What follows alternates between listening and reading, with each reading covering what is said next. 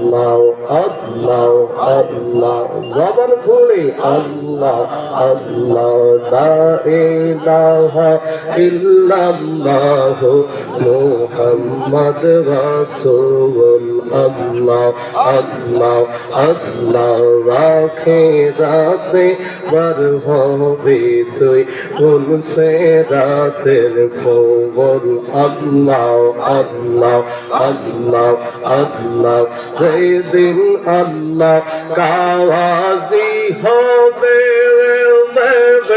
জাল্লা জাল্লা হিবি সাবনে বেবে মন দে যেদিন আল্লাহ কাওয়াজি হবে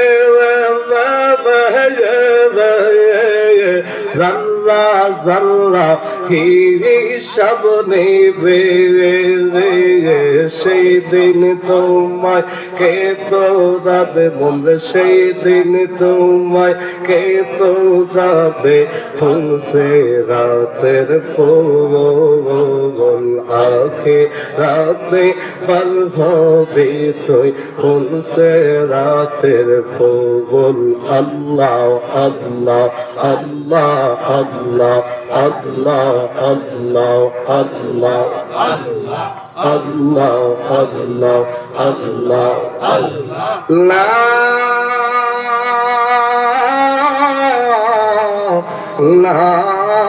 ইলাহা ইল্লাল্লাহু মুহাম্মাদুর রাসূলুল্লাহ সাল্লাল্লাহু আলাইহি ওয়াসাল্লাম ডানে বামে মাটি আমার মাটির বিছানা ডানে বামে মাটি আমার মাটির বিছানা আমি মরে গেলে আমায় তোমরা ভুইলা যায় না আমি মরে গেলে আমায় তোমরা ভুইলা যায় না ডানে বামে মাটি আমার মাটির বিছানা ডানে বামে মাটি আমার মাটির বিছানা টাকা পয়সা বাড়ি গাড়ি যাহা করেছি সব কিছু ফালাইয়া আমি একা যাইতেছি কথা বলেন একটা মানুষ মারা যাওয়ার পর টাকা পয়সা বাড়ি গাড়ি দ্বন্দ্ব স্ত্রী সন্তান সব কিছু ফেলে দিয়ে একা যাওয়া লাগে কথা বলেন ঠিক কিনা এ যুবক আমার খিলপাড়ের বাবা ও আমার খিলপাড়ের মা বোনেরা ঘো এই দুনিয়ার রং তামাশায় নিজের জীবন তার কাটায় দিলাম রাস্তাঘাটে অযথায় আমার যুবক ভাই সময় তার কাটায় দিলাম কিন্তু একটা বার চিন্তা করে দেখলা না যখন তোমার আমার প্রাণ পাখিটা বিদায় নেওয়া যাবে এই প্রাণ পাখি বিদায় নেওয়ার পর বন্ধু বান্ধব আপনজন কেউ তোমার আপন হবে না কেউ তোমার আপন হবে না কথা বলেন ঠিক কিনা এ আমার যুবক ভাই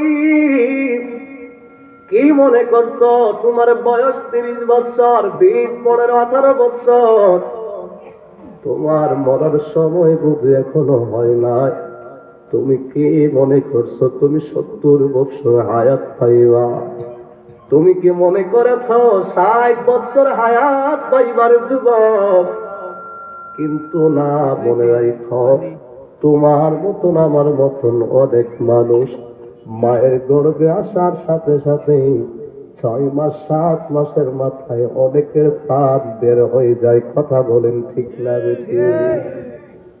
তুমি মনে করেছো তুমি বাঁচবে 1000 বছরের শ্রেষ্ঠ মানুষ পৃথিবীতে কেউ চিরদিন থাকতে পারবে না থাকার জায়গা না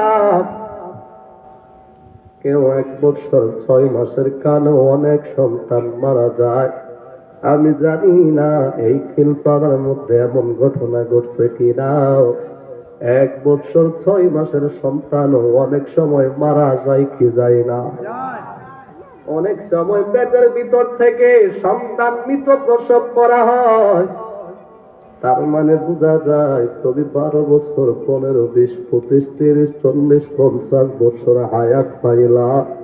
ওই হায়াতটা আমার আল্লাহর পক্ষ থেকে তোমার জন্য এটা বোনাস হায়াত ছিল। কথা বলেন ঠিক কিনা? যুবক,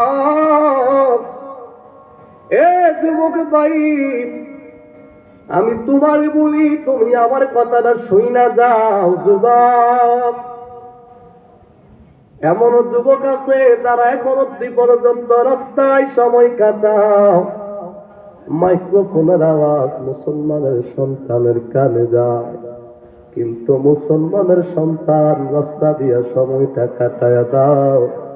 যুবক, তুমি জানো নি, তুমি যখন পৃথিবীতে জন্মগ্রহণ করেছ, মুসলমানের নিয়ম অনুযায়ী তোমার ডান কানে আজান হয়ে গেল, বাম কানে তোমার কামত হয়ে গেছে। শুধুমাত্র আল্লাহু আকবারের ধ্বনি দিয়া তোমার জানাজার নামাজটা শুরু করা বাকি আছে। কথা বলেন ঠিক কিনা? তোমার জানাজার আজান হয়ে গেছে রে যুবক। যুবক, তোর জানাজার একামত হয়ে গেছে, শুধুমাত্র তোমার জানাজার নামাজটা বাকি। যুবক, যদি তুমি মসজিদে যেয়ে থাকো তাইলে বুঝতে পারবি, যদি তুমি জামাতের সাথে নামাজ পড়ে থাকো বুঝতে পারবে। আজান দেওয়ার পর যখন একামত হয়ে যায়, ইমাম সাহেব তাকবীরে তাহরিমা আল্লাহু আকবার বলে নিয়তটা বাঁধার মাঝখানে এত লম্বা চূড়া সময় নাই, মাত্র অল্প কয়েকটা সময়। কথা বলেন ঠিক কিনা? একামত হওয়ার পরে ইমাম সাহেব ডান দিকে বাম দিকে তাকাইয়া ডাক দিয়ে বলে, কাতার সোজা করেন, সামনের কাতার পূরণ করেন। এটা হলো আমার নবীর সুন্নাহ। যখন এইটুকু বলার পর ইমাম তাকবীরে তাহরিমা আল্লাহু আকবার বলে নিয়ত করে ফেলে, তার মানে বোঝা যায় এইটুকু কথা বলতে যেই সময়টা শুধুমাত্র ব্যয় হয় তোমার আমার জন্মের পর থেকে মৃত্যুর মাঝখানে, এইটুকু সময় শুধুমাত্র আছে রে যুবক।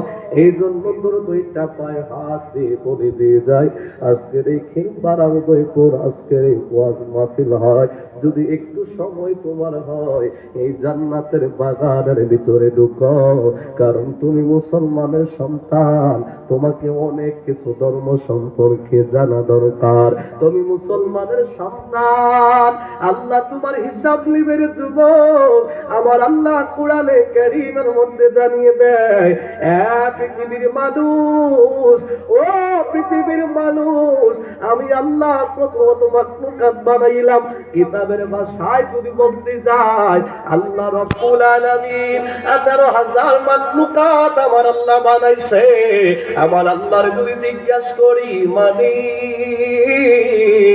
ও আমার আল্লাহ 18,000 মাখলুকাত আপনি বানাইলেন, এই 18,000 মাখলুকাতের মধ্যে শ্রেষ্ঠ কারা?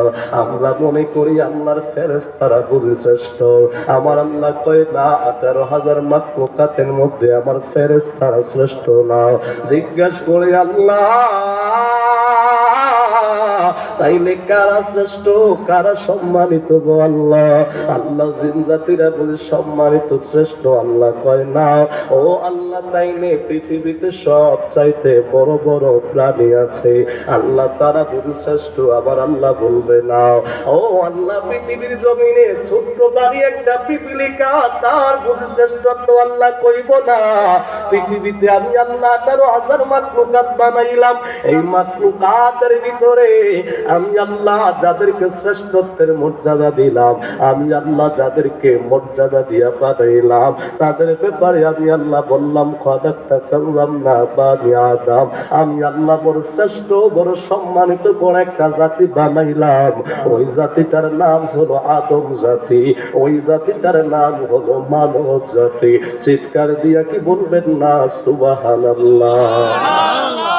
নবীলা চিনিলাম, কি যে ভুল করিলাম, নবী না চিনিলাম, কি যে ভুল করিলাম। এ যুবক, সর্বশ্রেষ্ঠ জাতি হলো মানব জাতি। আল্লাহ কই, এই মানব জাতির আমি আবার 3টা ভাগে ভাগ করলাম। আল্লাহরে জিজ্ঞেস করি, আল্লাহ, ও আল্লাহ, জাতি কারাম। আমার আল্লাহ কয় 30 পারা কোরআনে আমি 3টা জাতির বর্ণনা